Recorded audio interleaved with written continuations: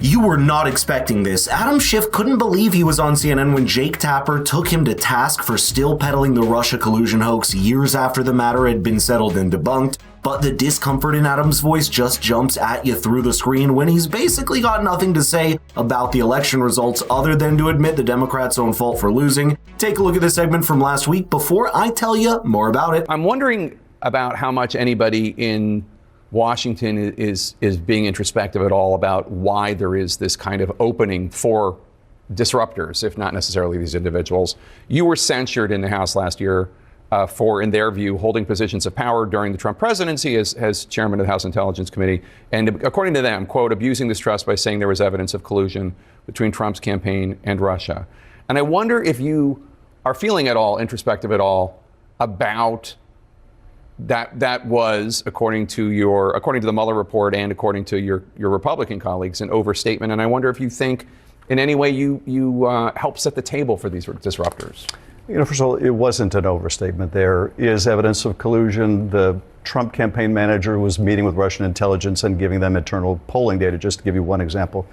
And the Mueller report sets all this out. It does say, quote, the investigation did not establish that members of the Trump campaign conspired or coordinated with the Russian government in its election interference activities, which doesn't mean that he didn't, that there weren't meetings, but they didn't find evidence. Mueller says that too. He says the fact that we didn't find proof beyond a reasonable doubt doesn't mean there wasn't evidence of conspiracy or coordination. So, but look, that's not what people were voting on. People were voting on, is this guy going to improve the economy? Is he going to address inflation?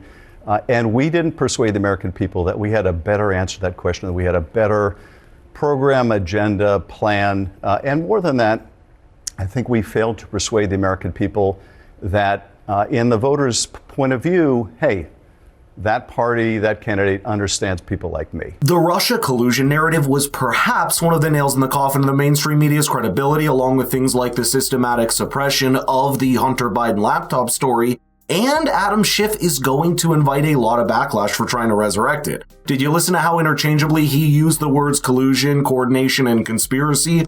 All of which have very different connotations, and despite the fact that neither the Steele dossier nor the Mueller report were able to find any evidence of Russia swinging the election, means the only reason someone like Adam would bring it up now is to discredit and delegitimize the Trump presidency by igniting another protracted media trial. In a case like this, the process is the punishment, as we've seen back in 2017, even if no conclusive evidence is found for someone like Adam Schiff, who's already led impeachment trials against Donald Trump. This is familiar territory, but this also means that the people watching him also remember how sure he sounded of himself in the first Trump presidency, with interviews like this from 2017 almost claiming to have found a smoking gun that never existed. I gotta ask you something that you said also to me on Sunday, is that you thought that at the time former Director of National Intelligence James Clapper was too definitive when he said no evidence of collusion at the time that he served through essentially January 20th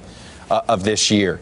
What basis can you feel confident saying that the Director of National Intelligence oversold something? Well, look, I don't think it was deliberate on the director's part, but all I can tell you is reviewing the evidence that I have, I don't think you can conclude that at all. Far from it. But you admit it's all you have right now is a circumstantial case. Actually, no, Chuck. I can tell you that the case is more than that, and I can't go into the particulars, but there is more than circumstantial evidence now. So, again, I think... So you have seen direct evidence of collusion? I don't want to go into specifics, but I will say that there is evidence that is not circumstantial and is very much worthy of investigation. So that is what we ought to do. And then 7 years on, he's still saying the same thing. One of the problems with speaking in legalese like this is that while you know you're the right side of the law, it's very easy to give a different impression to the audience sitting at home. Saying that you have more than circumstantial evidence is a clever way of playing both sides and keeping people guessing. And the truth is that this is a neat rhetorical trick that much of the mainstream media relies on to both disassociate themselves from making direct allegations, while also subtly signaling what they mean. For example, if you remember the media coverage on places like MSNBC back during the first Trump presidency, you know how much time this Russia collusion narrative was given on by air hosts like Rachel Maddow. And every time they'd avoid accountability by framing it as a question rather than a statement that they could be forced to justify. Another clever trick is to say a bunch of stuff that plants the seed in the audience's mind and giving a quick passing reference to the fact that these are still allegations. Here's a look into what that coverage used to be like. The Trump folks were in on it. There were multiple people close to Trump, involved in the Trump campaign, who were in contact with the Russian government about the Russian government's attacks on Hillary Clinton while those attacks were happening, while Russia was waging these attacks. And overall, yes, we still have to describe this as a sheaf of uncorroborated allegations, but little pieces supporting that bottom line thesis really do keep falling in line. It truly feels like we've put on a new pair of glasses, haven't we? Even in the last 10 years, the audience has become painfully aware of those dirty media tricks and just doesn't fall for them anymore. And it's kind of sad because considering how much the mainstream media has cried wolf, no one would believe them even if they happen to be telling the truth. And it's interesting that America got to see how big of a difference there could be between an actual legal trial, which should be allowed to take its course, and a media trial that goes on without accountability and drags a person's name through the mud for much longer. Here's an eerie example of how much the mainstream media at the time spoke in unison about the walls closing in on Donald Trump, teasing some big breakthrough in the finding a smoking gun against Trump. That never happened. The walls feel like they are closing in. But as the walls close in around the president, Donald Trump feels the walls closing in. I think this is a guy who feels like the walls are closing in. The walls are closing in on him? because the walls are closing in. The walls are closing in on the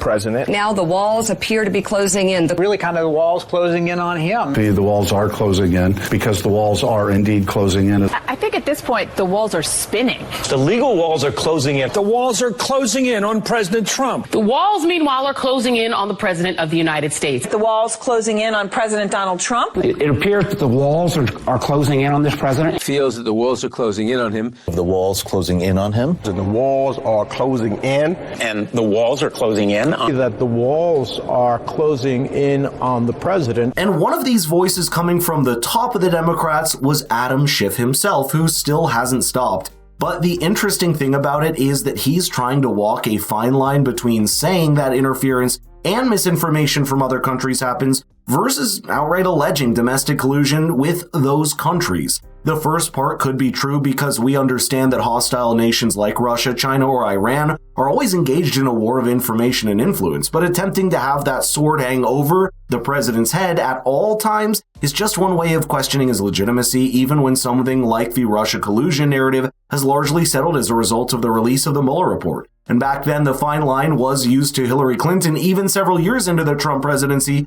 to imply that Donald Trump was an illegal president. I believe he knows he's an illegitimate president. He knows that there were a bunch of different reasons why the election turned out the way it did. And I take responsibility for those parts of it that I should. But Jane, it was like applying for a job and getting 66 million letters of recommendation and losing to a corrupt human tornado. And so I know that he knows that this wasn't on the level. I don't know that we'll ever know everything that happened, but clearly we know a lot and are learning more every day, and history will probably sort it all out. That is how damaging an erosion of trust in the system is, and it's interesting that people like Adam Schiff or Hillary Clinton don't see how this also qualifies to a degree of being election denial if the results are delegitimizing as a result of the propaganda rather than legal justification. But let me know in the comments what you thought about this exchange and share this clip with people that need to see it.